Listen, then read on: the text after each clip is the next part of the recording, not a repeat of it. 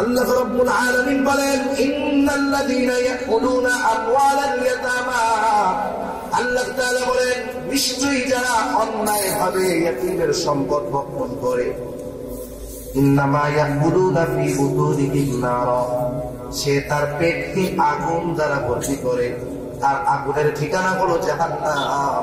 আল্লাহ তাআলা বলেন ওয়াসায়াসলাউনা সাঈরা, অচিরেই তাকে জাহান্নামের মধ্যে নিক্ষেপ করা হবে। তাহলে এক নাম্বার, কোন চাচা যদি ভাতিজার হক তাকে না দেয়, এক নম্বরে বান্দার হক নষ্ট করা হবে, দুই নম্বরে ইয়তীমের সম্পদ ভক্ষণ করা হবে, তিন নম্বরে আমানতের খেয়ানত হবে। আপার ক্লাসের তিনটা পাপ। সেই জন্য আমি যদি কোনো সম্পদের রক্ষণাবেক্ষণকারী হই, কোন সম্পদ যদি আমার জিম্মায় থাকে, আমার উপরে দায়িত্ব হলো, আমানত হলো ওই সম্পদটা যার যথাসময়ে তার হকটা তাকে ফেরত দিয়ে দেওয়া। عن أبي ذر رضي الله تعالى عنه قال قال لي رسول الله صلى الله عليه وسلم, হযরত আবু যর রাদিয়াল্লাহু তাআলা আনহু হতে বর্ণিত, তিনি বলেন, قال لي رسول الله صلى الله عليه وسلم, রাসূলুল্লাহ সাল্লাল্লাহু আলাইহি ওয়াসাল্লাম আমাকে বলেছেন, আমার জন্য বলেছেন কথা, আমাকে বলেছেন, ইয়া আবু যর, হে আবু যর, ইত্তাকিল্লাহা হাইতুমা কুনতা, হে আবু যর, তুমি যেখানেই থাকো না কেন সর্ব অবস্থায় তুমি আল্লাহ তাআলাকে ভয় করবা। এরপরে নবীজি বলেন, হে আবু যর, যেখানেই থাকো আল্লাহ তাআলাকে ভয় করবা, ওয়া আতবি'is সাইয়্যাতাল হাসানাতা তামহুহা, ও আবু যর, তোমার দ্বারা যদি কখনো মন্দ কাজ হয়ে যায় তুমি ভালো কাজ করবা। কেন ভালো কাজ করবা? তামহুহা, কারণ ওই ভালো কাজ মন্দ কাজটাকে মিটায় দেয়।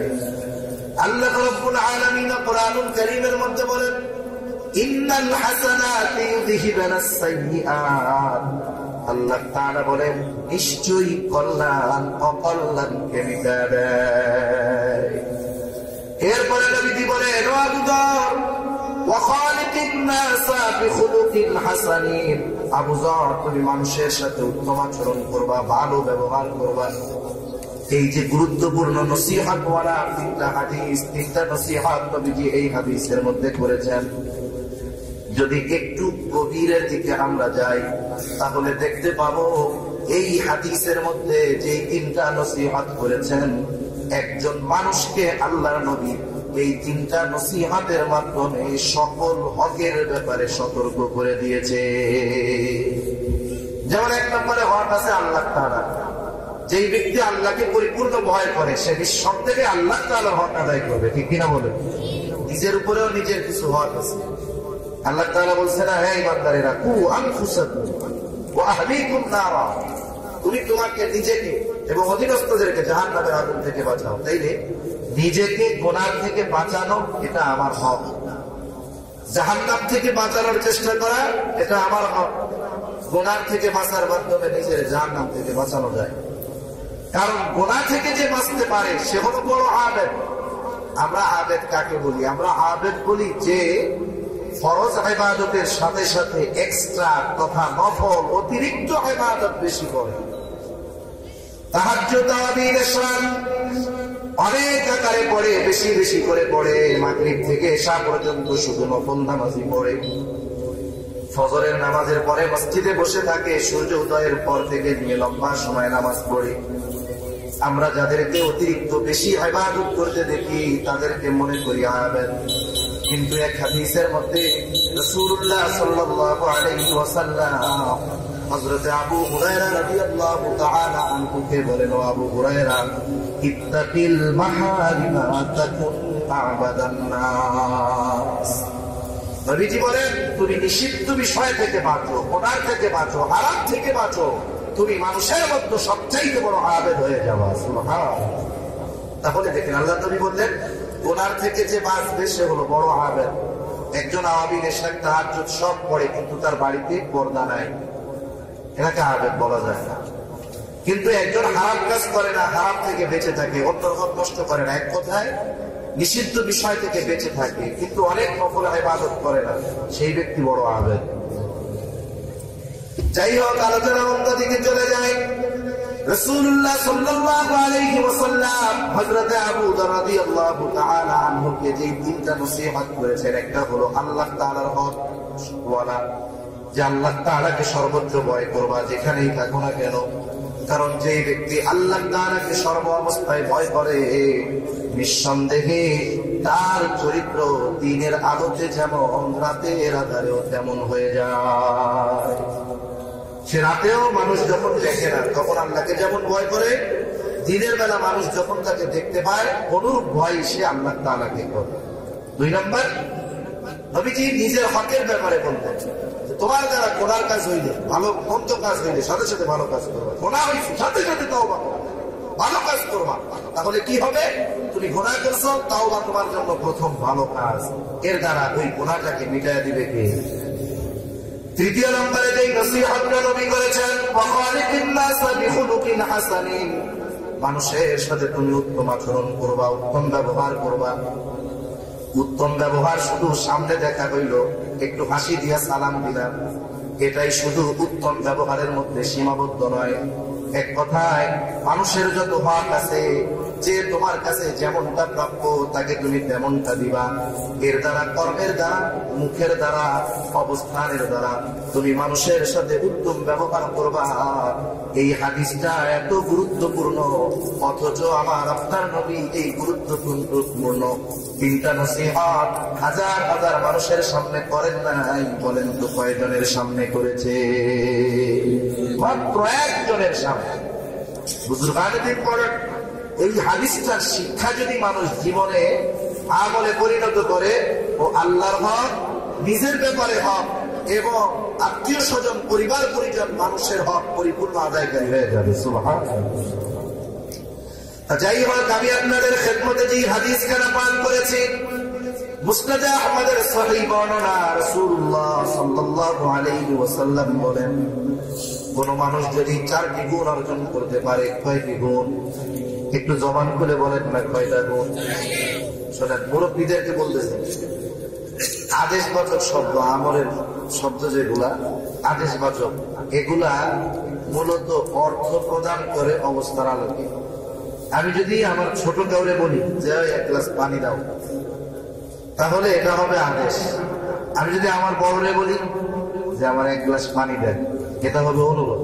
কথা বুঝতে পারছেন? শব্দ এক, কিন্তু ব্যক্তির কারণে অর্থের মধ্যে পরিবর্তন চলে আসবে। সেজন্য মুরব্বী যারা আছে, আমি তাদেরকে বলতেছি না যে জোরে বলেন, আপনাদের অনুরোধ করতেছি, যদি মন চায় বলবেন না, যে বলবেন না, কিন্তু যারা ছোট আছেন তারা একটু জোরে বলবেন। বলা যাবে না ইনশাআল্লাহ? আল্লাহ তাওফিক দিন। রাসূলুল্লাহ সাল্লাল্লাহু আলাইহি ওয়াসাল্লাম বলেন, আরবাউন ইযা কুন্না ফীকা ফালা আলাইকা মা ফাতাকা মিনাদ দুনিয়া। রাসূলুল্লাহ সাল্লাল্লাহু আলাইহি ওয়াসাল্লাম বলেন, আরবাউন ইযা কুন্না ফীকা, 4টি জিনিস যদি তোমাদের কারো মধ্যে থাকে, ফালা আলাইকা, তার কোনো কিছু নাই। 4টি জিনিস আছে কিন্তু আর কোনো কিছু নাই। নবীজি বলেন, মা ফাতাকা মিনাদ দুনিয়া, দুনিয়ার কিছুই তার হাত ছাড়া হবে না।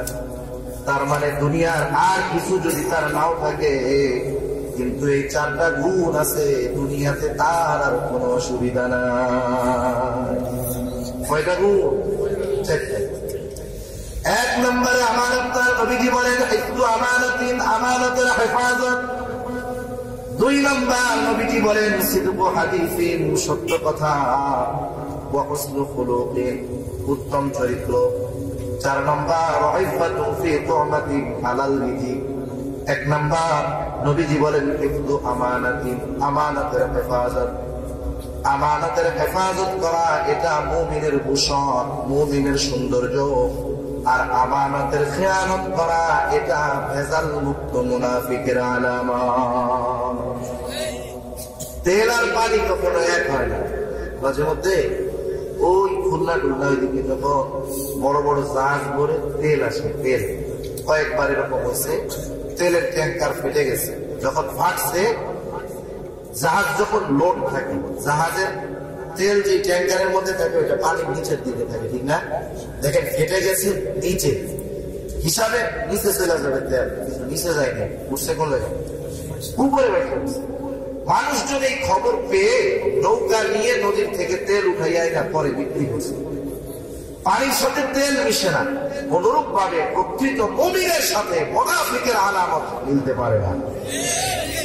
সেজন্য মুনাফিকের কোন আলামত মুমিনের মধ্যে থাকতে পারে না। মুমিনের মধ্যে যদি প্রকৃত মুনাফিকের কোন আলামত পাওয়া যায়, সে অরিজিনাল মুমিন হতে পারে না। কেন পারে না?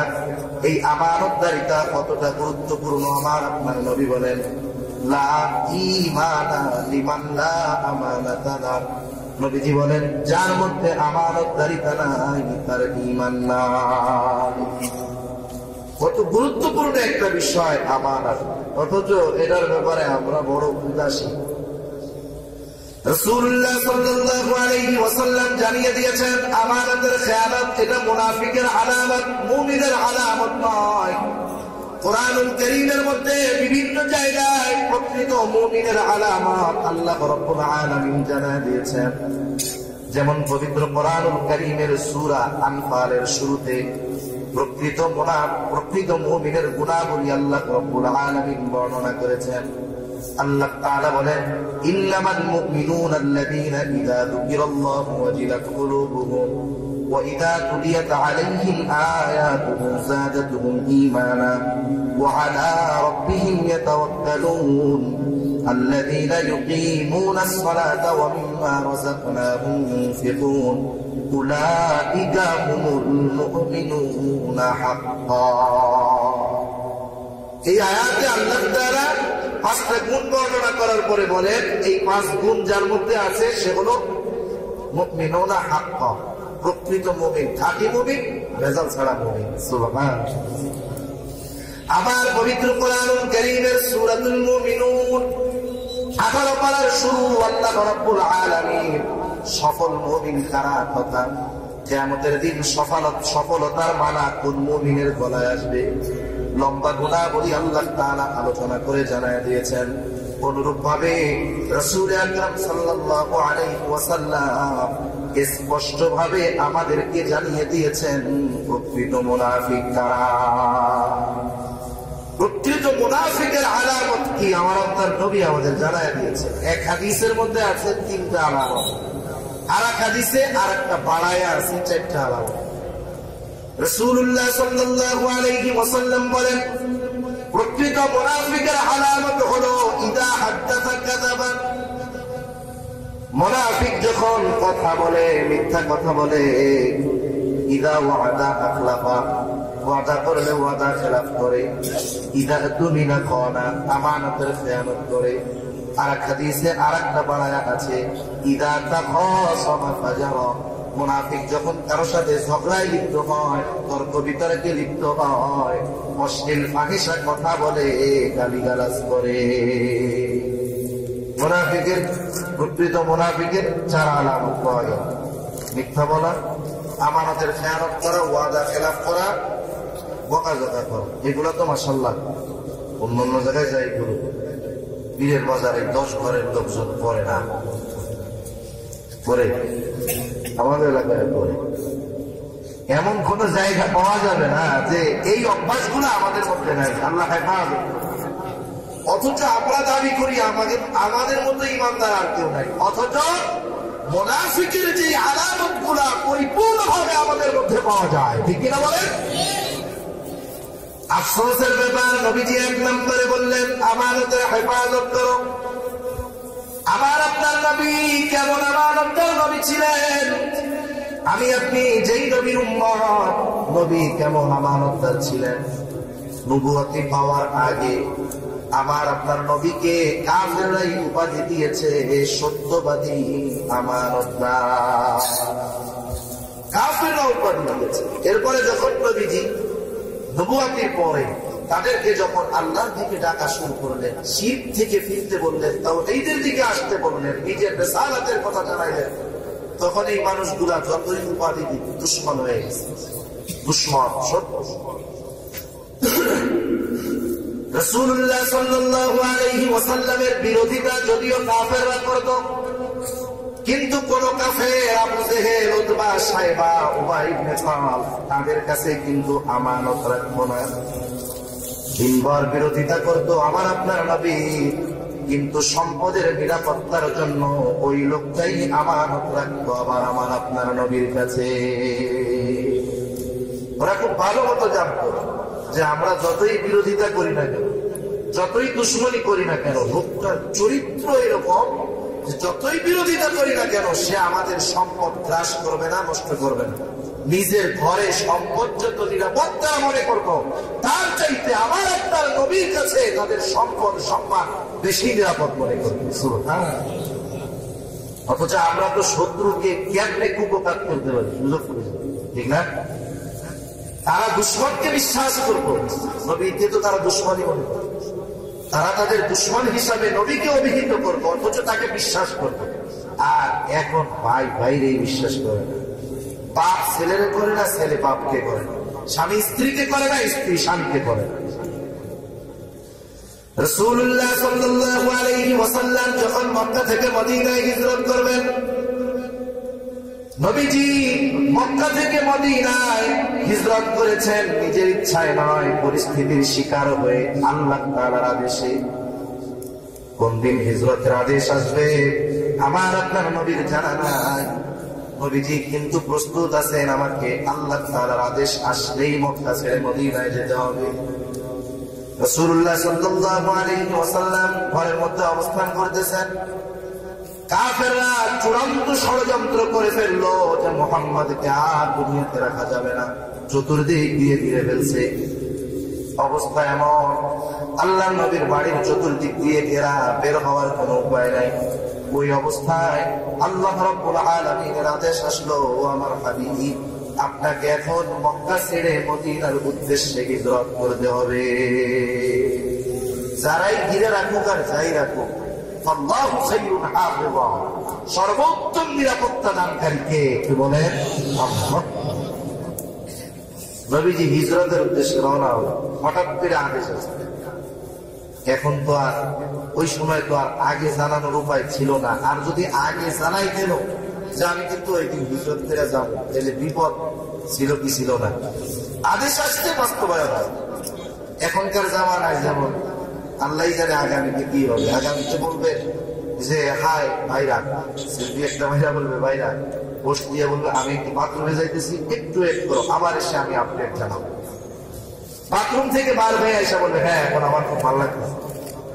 এমন এক অবস্থা হয়েছে, কোথায় যাবে, কি করবে, কি খাবে, কি খাইছে, কই গেছে, পেট খারাপ হয়েছে, এটাও ফেসবুকে না দিতে ভালো লাগে, ঠিক কিনা বলে? অনেক সময় আমাদের এইসব অতিরঞ্জিত কাজের কারণে নিজেরও বিপদ হয়, অপরেরও বিপদ হয়ে যায়, ঠিক কিনা বলে? সেজন্য আমরা এইসব অতি স্যাবলামি কাজ বলে, এগুলো অতি স্যাবলামি। কি কাজ বলেন? অতি স্যাবলামি কাজ।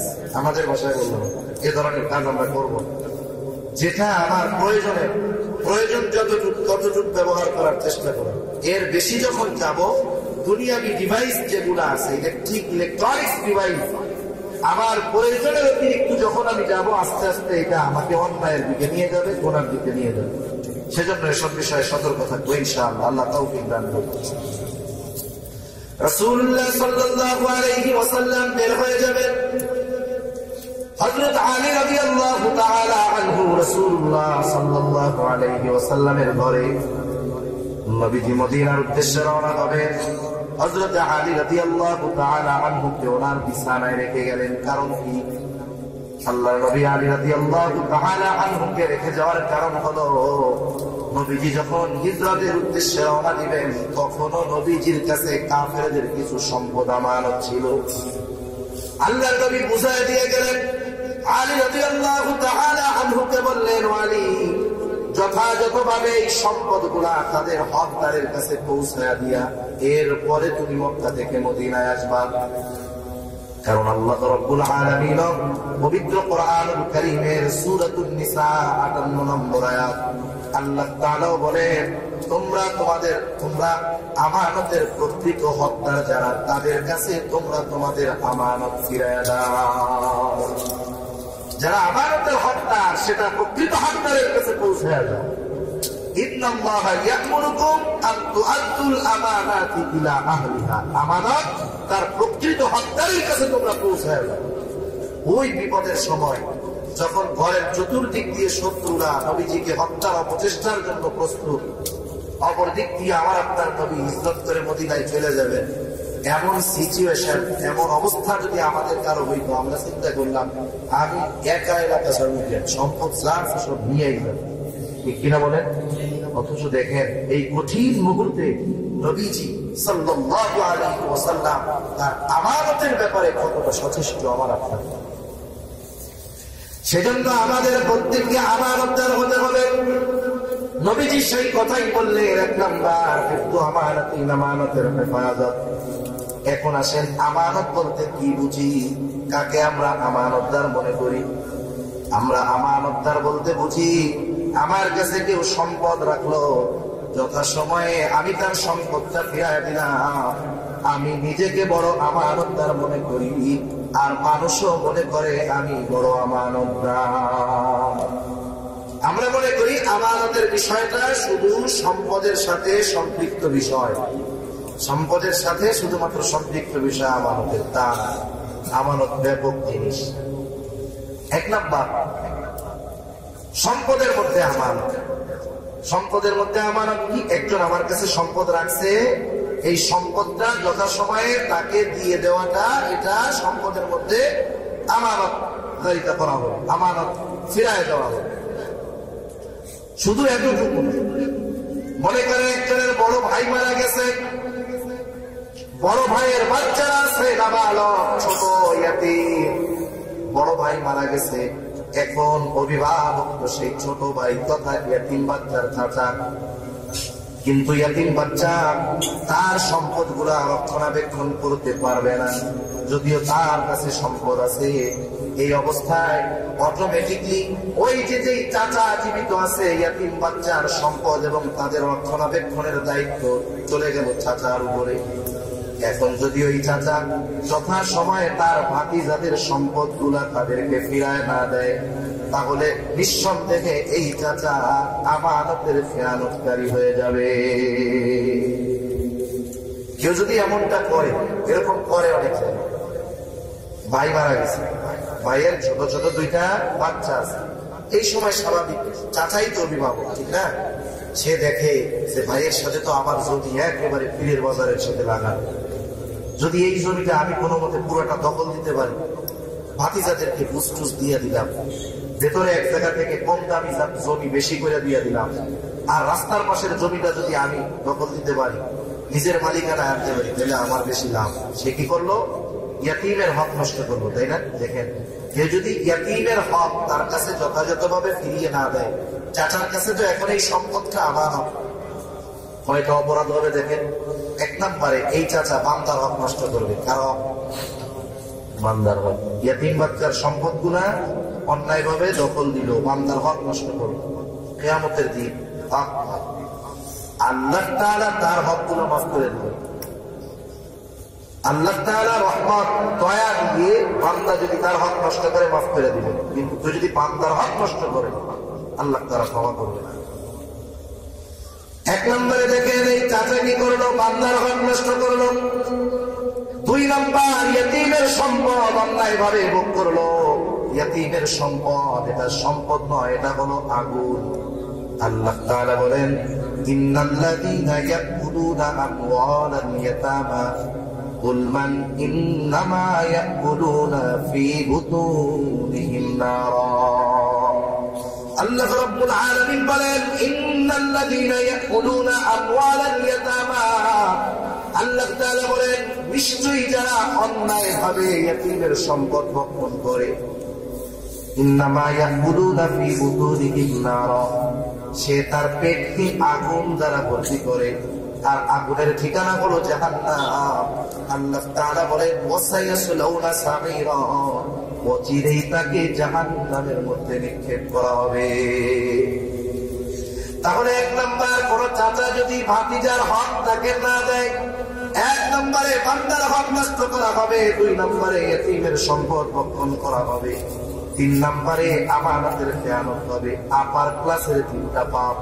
সেই জন্য আমি যদি কোনো সম্পদের রক্ষণাবেক্ষণকারী হই, কোন সম্পদ যদি আমার জিম্মায় থাকে, আমার উপরে দায়িত্ব হলো, আমানত হলো ওই সম্পদটা যার যথাসময়ে তার হকটা তাকে ফেরত দিয়ে দেওয়া। খবরদার এইসব সম্পদের দিকে নজর দিব না। কি হবে? এক হাদিসের মধ্যে আল্লাহ নবী বলেন, কেউ যদি 1 বিঘত পরিমাণ জমিন অন্যায়ভাবে দখল দেয়, 1 বিঘত পরিমাণ জমি, এই যে এগুলো দানের ক্ষেত না, এগুলো দখল দেওয়ার সিস্টেম আছে, কেমনে জানেন? এই যে আইল ছিলেন না, মনে করেন আপনি তো জমিতে আছেন, পাশের জমিওয়ালা কি করবে? আইল কুমাই আস্তে এসে করবে কি, আইলের নিচের দিক দিয়ে করবে, তাহলে মাটিটা হয়ে যাবে এরকম, এদিক দিয়ে কেটে দিচ্ছে। এখন এই জায়গায় পাড়া দিলে কি হবে? ভাইয়া ওর জমির মধ্যে চলে যাবে, অটোমেটিক ও মালিক হয়ে যাবে। এরকম বাটবাড়ি সিটিংবাড়ি যারা করছে, কিয়ামতের দিন আল্লাহর নবী বলেন 7 তবক জমিন তার গলার সাথে পেঁচায় দেওয়া হবে।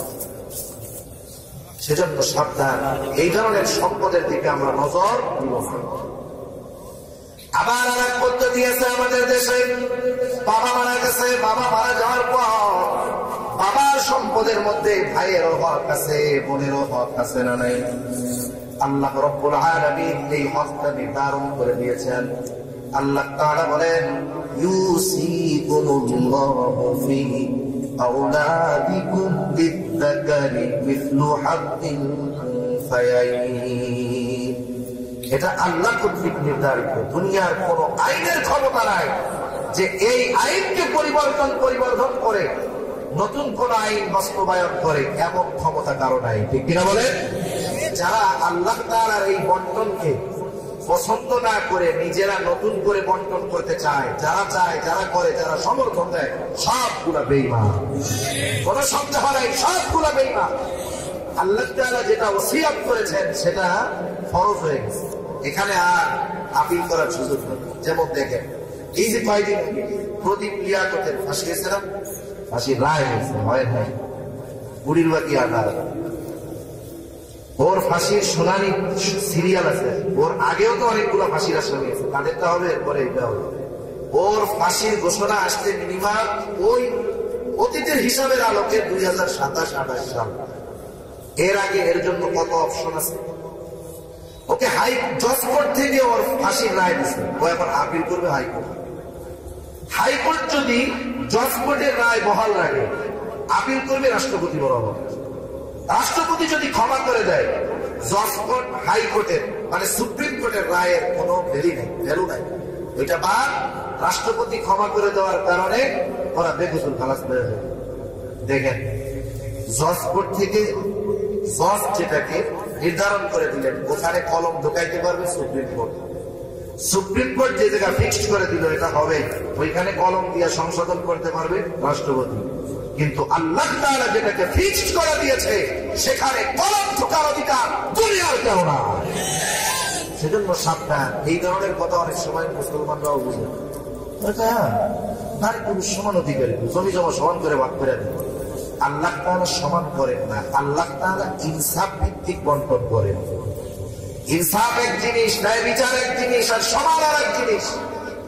অনেক সময় সমান করতে গিয়ে জুলুম হয়ে, আপনি মনে করেন বিয়ে বাড়ি খাইতে গেছেন, কমিউনিটি সেন্টার, এমন এক সিস্টেম হয়েছে সিলেট চট্টগ্রামে বেশি, খাইয়া পালাবা কোথায় টাকা না দিয়া, গেটে আটকে রেখে দেবে, পালানোর তো জায়গা নাই। এখন ও চিন্তা করে খাইয়া তো টাকা দিতেই হবে।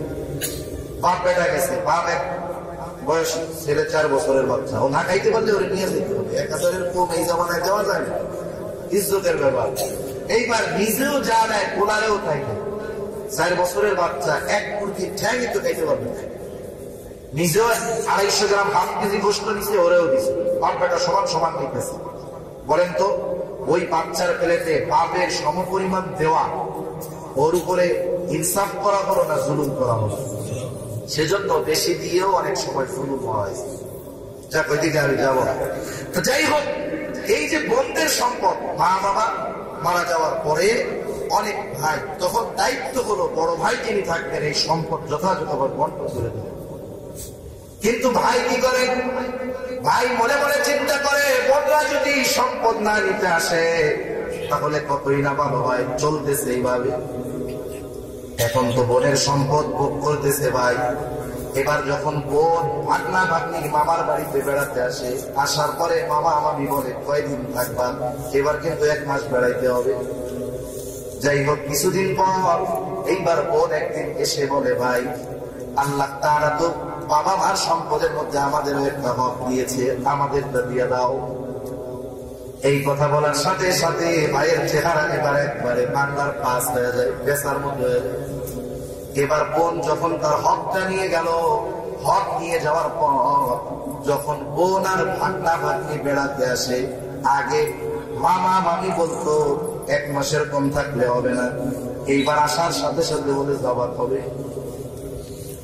আসার সাথে সাথে কি বলে? যাইবা কবে এটা কবে, কয়দিন থাকবা এইসব বাদ পায়, যাইবা কবে এটা আগে বলে। এখন দেখেন এই যে বোনের হক, অনেক ভাই জুলুম করে মেরে গেছে, অনেক ভাই মেরে খাচ্ছে, অনেক নামাজও মেরে খাচ্ছে। এই হক তার কাছে আমানত আছে, ওই বোনকে যথাযথভাবে ফিরায় দিতে হবে। যদি না দেয় বান্দার হক নষ্ট হবে, আমার খেয়ানত হবে। সেজন্য আল্লাহ তাআলা বলেন যে তোমরা প্রকৃত হকদারের কাছে তার আমানতকে ফিরায় দাও।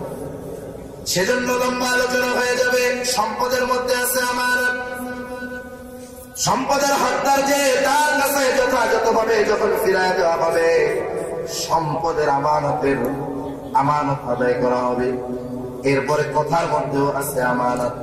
এখন প্রশ্ন হলো, কথা এটা আবার কেমনে আমানত হয়? রাহমাতুল লিল আলামিন নবী জানালেন, ইযা হাদাসা আর-রাজুলু সুম্মা ইলতাফাতা ফাহিয়া আমানাতুন।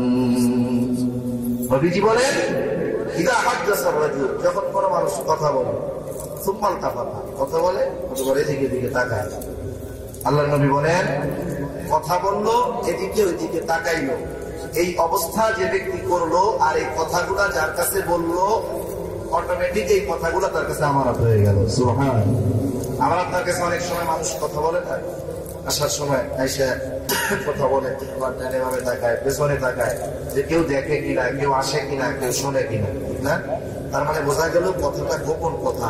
সে যেটা বলতেছে আর একজন শুনলে, জানলে, দেখলে সমস্যা। এখন ওই ব্যক্তির আর বলার দরকার নাই যে হুজুর এটা কিন্তু আপনার কাছে আমানত, উনি বুঝলেন না। অটোমেটিক তার অবস্থার আলোকে বুঝতে হবে যে সে যখন কথা বলতেছে, ডানে বামে তাকাচ্ছে, এদিকে ওদিকে ফিরতেছে, অটোমেটিক কথাটা আমার আপনার কাছে কি হবে বলেন? আমার। আমাদের খাসলত কি জানেন? আমাদের যদি এসে বলে, হুজুর আপনার কাছে এই কথাটা বললাম, হুজুর কথাটা আমানত, কারোর কাছে বললেন না। ও কি করলো জানেন? ওর নিজের সর্বনাশ করলো। আমারে যখন বললো, হুজুর আপনি কারোর কাছে বললেন না, এখন এই কথা আমার আর হজম করা সম্ভব নয়। ডায়রিয়া হলে যেমন প্যান্টের মধ্যে পুটপুট করে না, ভাল লাগে কত, যখন একটু বাথরুমে যায় আসার পরে একটু ভাল লাগে। এখন ওই কথা আমার ততক্ষণ পর্যন্ত ভাল লাগবে না যতক্ষণ আমি আর একজনকে না বলবো। ঠিকই মসজিদের থেকে নামাজ পড়ে বাইরে গিয়ে বলে, কথা আছে, কি কথা? লমকে আমার কাছে এই কথাটা কইছিল, করে কইলাম, কাউরে বলবো। আচ্ছা ঠিক আছে, কোন মসজিদের গেট পার না হইতেই আর একটা দিকে আসবে কি, আরে ভাই শোন না, পাওয়া যায় না, শোন আমার অমুকে অমুকের ব্যাপারে এটা কইলো, দেখ কাউরে কইতে না করছে, আমি শুধু তোরে বললাম, তুই কাউরে বলবি না। মাশাআল্লাহ, বাংলার যাইতে যাইতে সব কথা ফজরের সময় বলছে, জোহরের সময় এসে দেখেছে সব মানুষ মাশাআল্লাহ যাই না গেছিল। আমাদের খাসটা অনেক সময় দুজনের মধ্যে বন্ধুত্বের সম্পর্ক থাকে, অনেকে অনেকের পার্সোনাল কথা বলে, গোপন কথা বলে। বন্ধু যতদিন কথাটা গোপন করে ততদিন। একটু বন্ধুর সাথে মনোমালিন্য হয়েছে, এইবার বন্ধুর সাইজ করার জন্য বলে, এই বেশি কথা বলবি না, জানি কিন্তু কইয়া দিন, ঠিক কিনা বলেন? এভাবে আমরা করবো না, আমাদের খেয়াল করবো। স্বামী স্ত্রী গোপনে যে কথাবার্তা হয়, আজকে আধুনিক সমাজ যারা আধুনিক দাবি করে, সভ্য সমাজ দাবি করে, এই সমাজের মধ্যে অসভ্যতা বেশি। স্বামী স্ত্রী কি আলোচনা করে, কি ব্যবহার করে, কি বলে, সব বন্ধুদের কাছে একেবারে দাঁত কেল কেল করে বলে দেয়। এই কথা গোপন করতে আল্লাহর নবী বলেছেন, স্বামী স্ত্রীর মধ্যে যে কথা হবে খবরদার এগুলো বাইরে বলা যাবে না, এটাও আমার কাছে আমানত। সেজন্য কথার মধ্যে আছে আমানত। এরপরে নবীজি 3 নম্বরে বললেন সিদুক, 2 নম্বরে বললেন সিদুকুল হাদিসে, সত্য কথা বলতে হবে। আমানতের বিষয়টা আর কয়েকটা বলে শেষ করে নেই।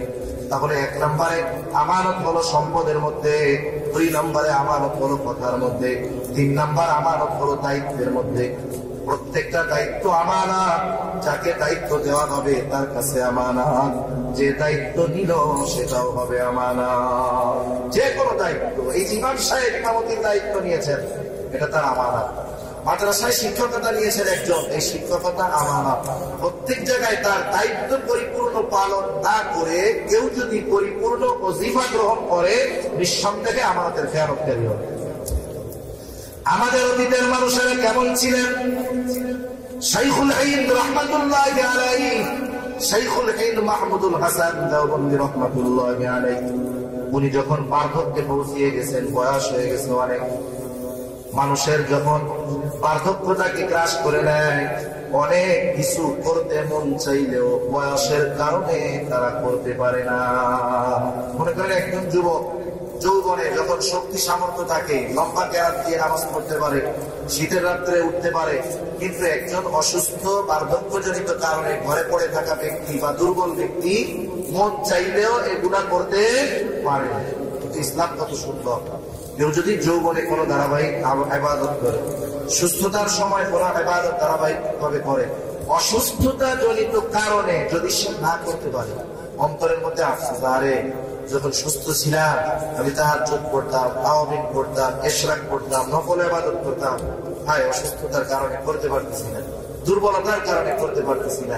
তার এই যে করতে পারতেছি না, এই আফসোসটারও দাম আল্লাহ তাআলা দিয়েছেন। কারণ সুস্থ অবস্থায় যখন কেউ কোনো আমল করে, অসুস্থ অবস্থায় যদি না করতে পারে কোনো অসুবিধা নাই, ওই আফসোসের কারণে আল্লাহ তাআলা অটোমেটিক সুস্থ অবস্থার ইবাদতের সওয়াব তার আমলনামায় যোগ করে দেয়। সেজন্য বার্ধক্য অনেক বরকতময় হয় যদি সুস্থ অবস্থাটা কাজে লাগানো।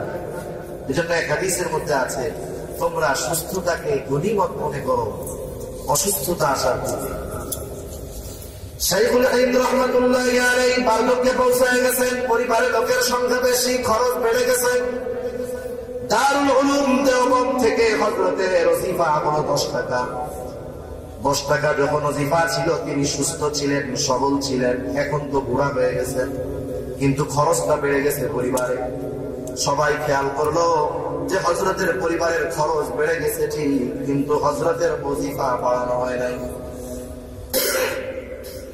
কোনদিন হযরত ওজিফা বাড়ানোর জন্য বলেন নাই। মজলিসে শুরা মিটিং করলো যে হযরতের বেতন বাড়াতে হবে, আপনারা মতামত দেন। সবাই একমত যে হযরতের বেতনটা বাড়ায় দেওয়া কত হবে, কমপক্ষে 15 টাকা। আগে ছিল 10 টাকা, বেতন হয়ে গেল 15 টাকা। আল্লাহর বান্দার বেতন বেড়ে গেছে, ওজিফা বেড়ে গেছে, কিন্তু আল্লাহর বান্দা জানে না। মাস শেষ, হযরতের হাতে ওজিফা দেওয়া হয়েছে, বুঝলে গেছে 15 টাকা।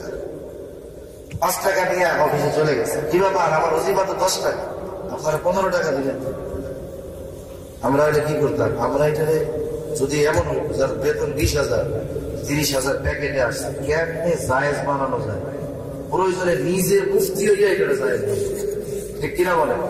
প্রথমে আমার হাতে আসার পরে শয়তান তো হাজির হয়ে যেত আমার এই সমাজ সস্তা দেওয়া শুরু করে। শয়তান শিখাই দিত, ওইটাই আমার মনের মধ্যে জাগ্রত হয়ে। শয়তানকে শোন, এটা তো তুই চাষও নাই, জোরও খরচ নেই, বেড়া চুরিও খরচ নেই, প্রেম নেই কিছু, যা এমনি আসে ওইটা হালাল ভালো। ফতোয়ায় মন করা হয়ে গেল, ফতোয়ায় কি হইল, মন করা। এইরকম কত না জায়েজ আমরা জায়েজ বানাই খাওয়ার দান হয়েছে। শাইখুল হিন্দ রাহমাতুল্লাহি আলাইহি বললেন 5 টাকা বেশি আসছে। অফিস থেকে বলা হযরত বেশি দেওয়া হয় নাই, বরং শুরা কর্তৃপক্ষ ঐক্যমত পোষণ করে আপনার বেতন 10 টাকা থেকে 15 টাকা করেছে, এটা আপনার। শাইখুল হিন্দ রাহমাতুল্লাহি আলাইহি 5 টাকা ফেরত দিয়ে বলতেছে, শোনো, আমি তো এখন বার্ধক্যে পৌঁছায় গেছি। আগে আমি দায়িত্ব পালন করতে পারতাম, সুস্থ ছিলাম, আমি যথাযথভাবে আমার দায়িত্ব পালন করতে পারতাম, আমাকে 10 টাকা ওজিফা দেওয়া হতো। কিন্তু এখন তো আমি দুর্বল, ইচ্ছা করলেও পারি না। তোমরা তো আমার ওজিফা বাড়াও, বেতন বাড়াও, আমার তো সামর্থ্য নাই। আমার যদি সামর্থ্য থাকতো আমার 10 টাকা বেতন থেকে আমি আরো 5টা টাকা কমায়া দিতাম। কারণ তোমরা যখন আমার 10 টাকা ওজিফা দিতা তখন তো আমি সুস্থ সবল দায়িত্ব যথাযথভাবে পালন করতাম। অথচ তাকে এখন 10 টাকাই দিচ্ছ, কিন্তু আমি আগের মতো পারতেছি না। তোমরা উল্টা আরো বেতন বাড়াই দিচ্ছ, লাগবে না, যা আছে তাই থাক। সুবহানাল্লাহ। চিন্তা করছে দায়িত্বের ব্যাপারে ওরা কতটা সচেষ্ট ছিলেন। শুধু তাই না, সময়ের ব্যাপারে মনে করেন একজনের দোকানে বা অফিসে চাকরি করে, ডিউটি হলো সকাল 8টা থেকে বিকাল 4টা। এই যে 8 ঘন্টা সময়, এই সময়টা মালিক কর্তৃপক্ষ তার কাছ থেকে নিয়ে দিয়েছে। এই সময়টা এখন তার কাছে আমার, এই যে 8 ঘন্টা সময় সে নিজের কোনো কাজে ব্যয় করতে পারবে না। জরুরত সে ভিন্ন জিনিস, নামাজ পড়বে, খানা দানা খাবে, জরুরত আসবে, কিন্তু ভিন্ন জিনিস। অনেক জায়গায় অনেক অফিসের মাঝে মধ্যে দেখি নামাজ পড়ার সুযোগ দেয় না। এদের মতো নিকৃষ্ট আর কেউ নাই, ঠিক কিনা বলেন? অফিসে নামাজ পড়ার সুযোগ দেয় না, কিন্তু অনেক জায়গায় সুযোগ দেয়, সুযোগ আছে। কি করে জানেন? গেছে জোহরের নামাজ পড়তে, উযু করে ইস্তেঞ্জা সেরে নামাজ পড়তে 15 মিনিট 20 মিনিট, ও এখানে সুযোগ মনে করে 1টার সময় বাইর হয়, উযু করে নামাজ পড়ে রাস্তায় বের হইয়া বিড়ি সিগারেট পান ফুলসা বাইয়া 1 ঘন্টা পরে যায়। অফিস কর্তৃপক্ষ যেহেতু নামাজ পড়ার সুযোগ দিয়েছে, অবশ্যই তাদের অফিসের স্টাফ গুলা ভালো, ঠিক কিনা বলেন? যখন জিজ্ঞাসা করে ভাই কোথায় গিয়েছিলেন, বলে আমি নামাজ পড়তে গেছিলাম। ও কি শুধু নামাজ পড়ছে না, ভিডিও দেখছি। ও ওযু ইস্তেঞ্জা সেরে নামাজ পড়তে ওর যতটুকু সময় লাগতো, এটা অফিস কর্তৃপক্ষ থেকে অনুমতি আছে, কোনো অসুবিধা নেই। কিন্তু এরপরে উনি যে পান চালাইতে গেছে, চা খাইতে গেছে, বিড়ি টানতে গেছে, ওই সময়টা উনি আমানতের খেয়ানত করেছেন। এই সময়ের বেতন উনি মাস শেষে নিবে না? অবশ্যই। সেজন্য দায়িত্ব পরিপূর্ণ পালন না করে যদি বেতন নেয় পরিপূর্ণ, অবশ্যই আমানতের খেয়ানত হবে। আলহামদুলিল্লাহ, আমাদের মাদ্রাসাগুলোর মধ্যে, কওমি মাদারিসগুলোর মধ্যে এখনো ওস্তাদেরা সর্বোচ্চ সচেষ্ট যে ক্লাসের মধ্যেই যেন ছাত্রদেরকে পড়াটা বুঝায় দেওয়া যায়। যদি কোনো ওস্তাদ দেখেন ছাত্র ক্লাসের মধ্যে বোঝে নাই, নিজের থেকেই তার পেছনে মেহনত করেন, তাকে আলাদাভাবে বোঝানোর চেষ্টা করেন। ক্লাসের হক আদায় হলো, এরপরেও যদি কোনো ছাত্র না পারে, নিজে ছাত্রটাকে বুঝায় আলাদা ক্লাস করা। কিন্তু অধিকাংশ স্কুলের মধ্যে সিস্টেম হলো, স্যার ঢুকছেন অঙ্ক ক্লাসের মধ্যে, অঙ্ক মুখস্থ করার বিষয় নয়, এটা বুঝবারও বিষয় আছে।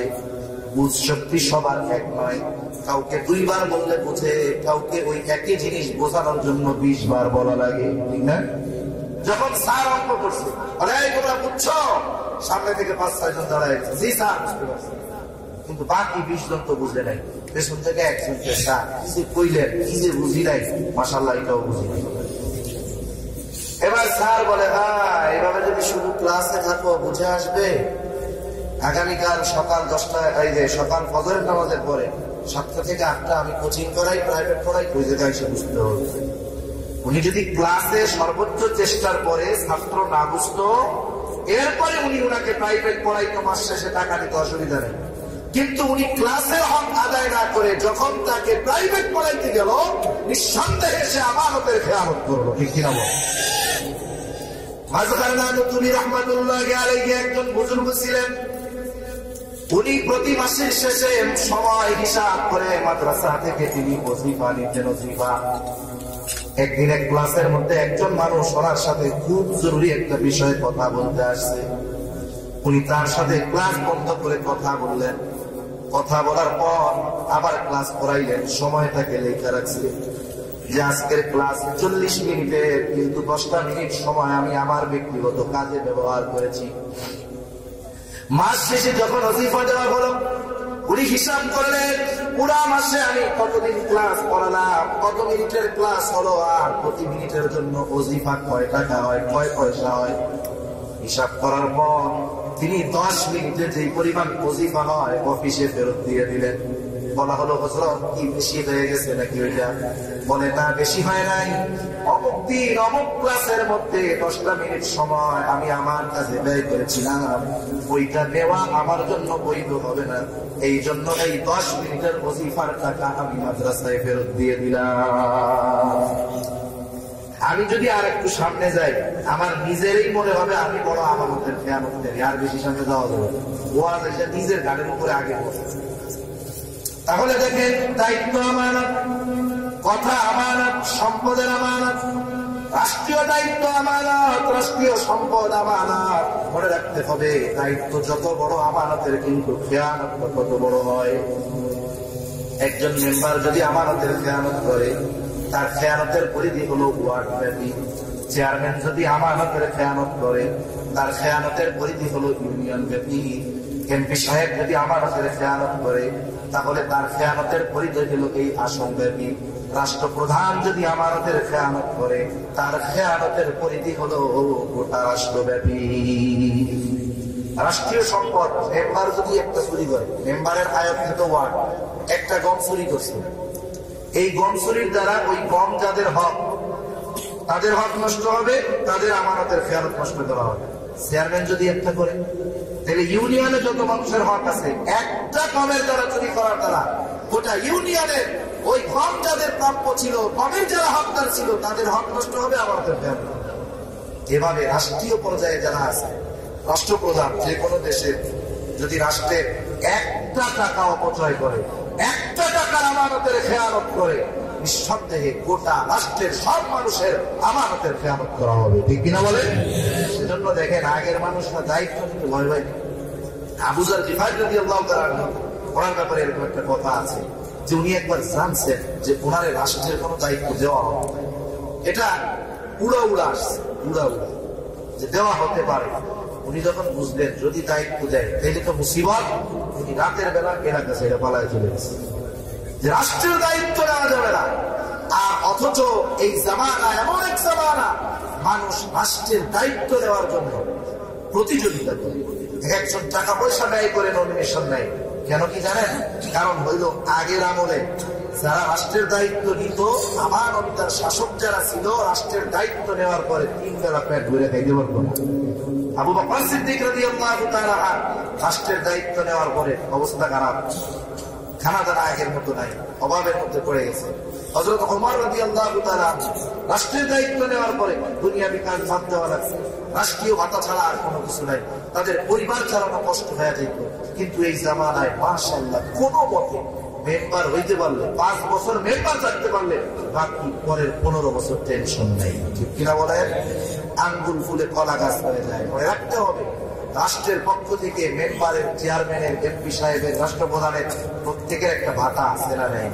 এই ভাতার বাইরে একটা পয়সা রাষ্ট্র থেকে যে কোনো ভাবে, অন্যায় ভাবে দখল দিয়ে, যে কোনো অবৈধ পন্থায় কেউ যদি কোনো একটা সম্পদ, একটা টাকা নেয়, নিঃসন্দেহে আমানতের খেয়ানত হবে। ঠিক কিনা বলেন?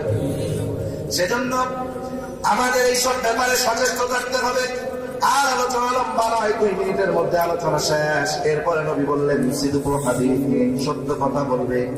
3 নাম্বার, হসনুল খুলুক, উত্তম চরিত্রের অধিকারী হবে। 4 নাম্বার, ইফাতুন ফি তুমাতিন, হালাল রিজিক গ্রহণ করবে, হালাল খাবার খাবে।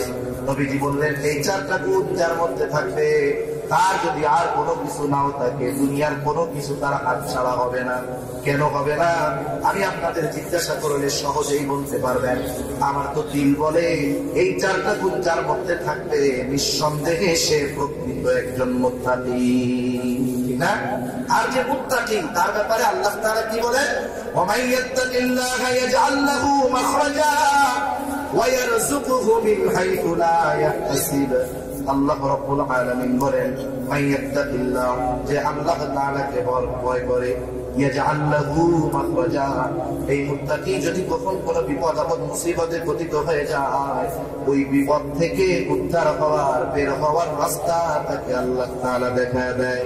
শুধু তাই না, ওয়া ইয়ারযুকুহু মিন হাইথু লা ইয়াহতাসিব, মুত্তাকি বান্দাকে আল্লাহ রাব্বুল আলামিন এমন জায়গা থেকে রিজিকের ব্যবস্থা করে দেয় যে মুত্তাকি সেটা কল্পনাও করতে পারে না।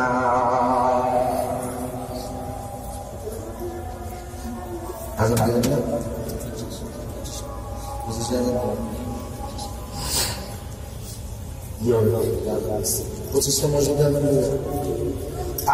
তাহলে এই 4 গুণ যার মধ্যে থাকবে, 4 গুণ যার মধ্যে থাকবে, তার দুনিয়ার কোনো টেনশন আছে মনে রিজিক মানে কি শুধু খাওয়া দাওয়া নাকি, খাবার নাকি? আরে রিজিকের মধ্যে নেই সন্তান অন্তর্ভুক্ত, সম্পদ অন্তর্ভুক্ত, সম্মান অন্তর্ভুক্ত, সুস্থতা অন্তর্ভুক্ত। এক কথায় দুনিয়া আখিরাতে সব কল্যাণ আল্লাহ তাআলা তাকে দিয়ে দিবেন এই 4 গুণের মালিক করে। আমরা প্রথম জানলাম আমানতের ব্যাপারে, এই দ্বীন আমাদের কাছে আমানত, শরীয়ত আমাদের কাছে আমানত। এই সত্য কথা বলতে হবে। 2 নম্বর, কেন সত্য বলবো? কেন সত্য বলবো? রাসূলুল্লাহ সাল্লাল্লাহু আলাইহি ওয়াসাল্লাম বলেন, ইন্নাস সিদকা ইয়াহদি ইলাল বির ওয়া ইন্নাল বিররা ইয়াহদি ইলাল জান্নাহ। আল্লাহর নবী বলেন, নিশ্চয়ই সত্য মানুষকে কল্যাণের পথ দেখায়, আর কল্যাণ মানুষকে জান্নাতের পথ দেখায়। সেজন্য আমরা কখনো মিথ্যা বলবো না, সত্য বলবো। অনেক মানুষ ধোঁকা দেয়, এটাও কিন্তু এক প্রকারের মিথ্যা।